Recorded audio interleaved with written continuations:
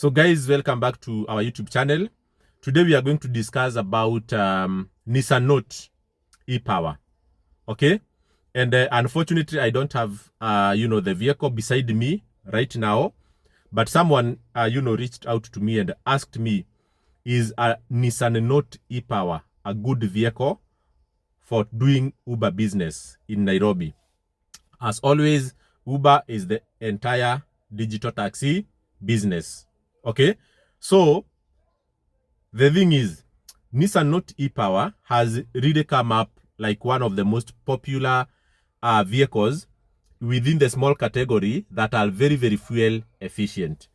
In my last video, I mentioned that a Nissan Note epower will give you on average 24 kilometers with 1 liter. That is, an extremely good fuel efficient in terms of performance and in terms of savings, because we discussed and said that the biggest cost of taxi drivers is fuel, and if there is something you can do to save on fuel, then you will enjoy taxi driving in Nairobi. But this is where the question comes about. If you are planning to buy a Nissan Note e-Power, and it is called e-Power because it is a kind of a hybrid, okay? It's a hybrid vehicle, meaning that it is powered by petrol or fuel, and also to some extent, it is powered by electricity, okay? It has a battery, and this battery, it is charged through the engine system, just like the normal battery that the vehicle has, but now this one will be charged in a way that it has more power to propel the vehicle the same way that fuel could have done it. But the difference between Nissan Note e-Power and other hybrid vehicles, for example, Honda Fit hybrid, is that Honda Fit hybrid does not distinguish completely the power that is coming from petrol and the power that is coming from the battery. So it combines that power at the same time, and then it reduces the amount of petrol that is coming from the petrol consumption through the engine combustion. But when it comes to Nissan Note e-Power, there is a complete distinction when especially you are on traffic situation, moving maybe at a speed of less than 10 kilometers per hour, or when you are getting to the parking or exiting parking, extremely very low speed.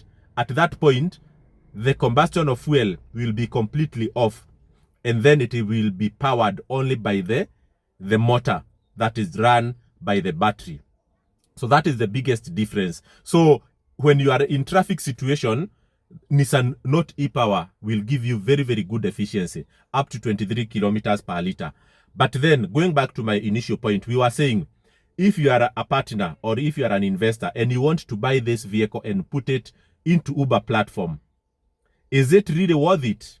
Because right now the e-Power is being sold at around 1.2 up to 1.4 million, depending on the mileage.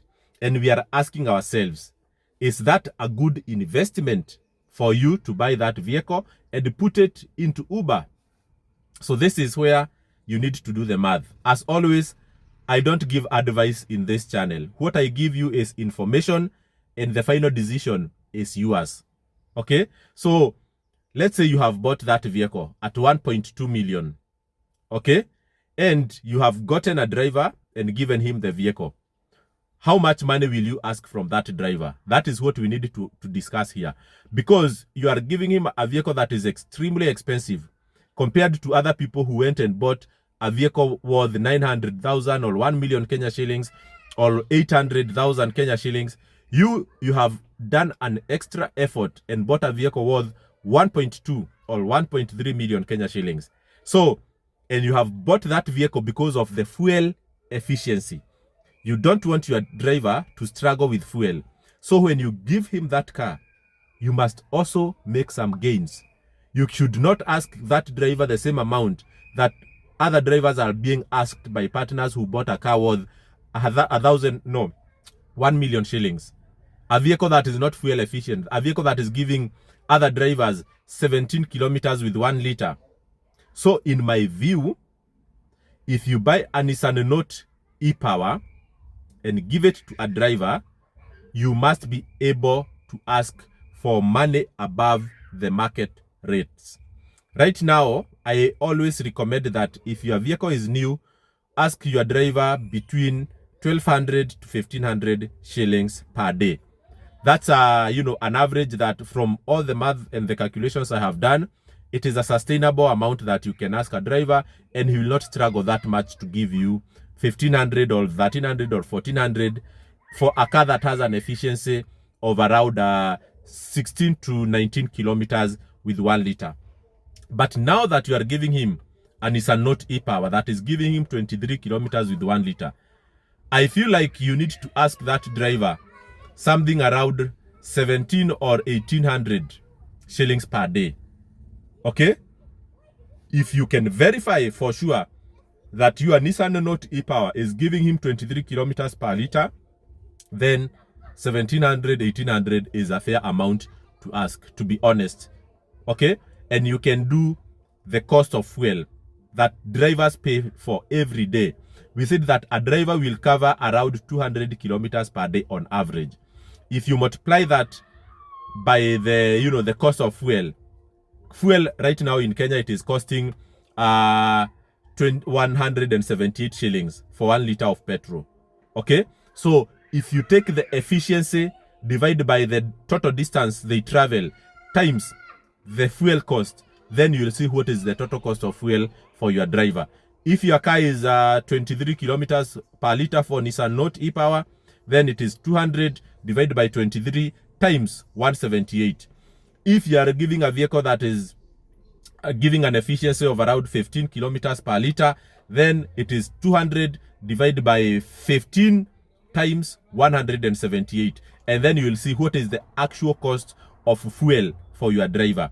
And it is on that basis that you can justify asking more money from your driver as compared to, others who are giving vehicles that have low levels of efficiency. So, having said that, if you buy a Nissan Note ePower and you are unable to ask for like 1,700 from your driver, then for me, it really doesn't help you as an investor unless you are the one driving that car. Because if you drive it yourself, definitely you'll be the one to enjoy the benefits of fuel savings. But if you are not the one driving and you are not asking for more money from your driver, then what is the reason for you to invest more money? Because in any case, people are investing in vehicles that don't have high efficiency and they are asking for the same amount of money that you want to ask. So what is your benefit?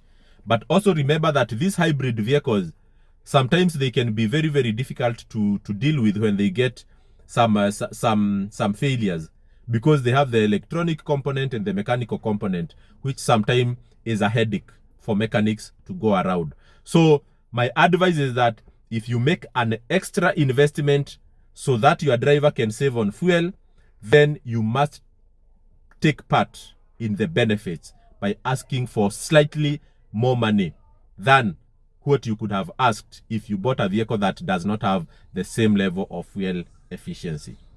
Let me know what you think, guys, and have a good day.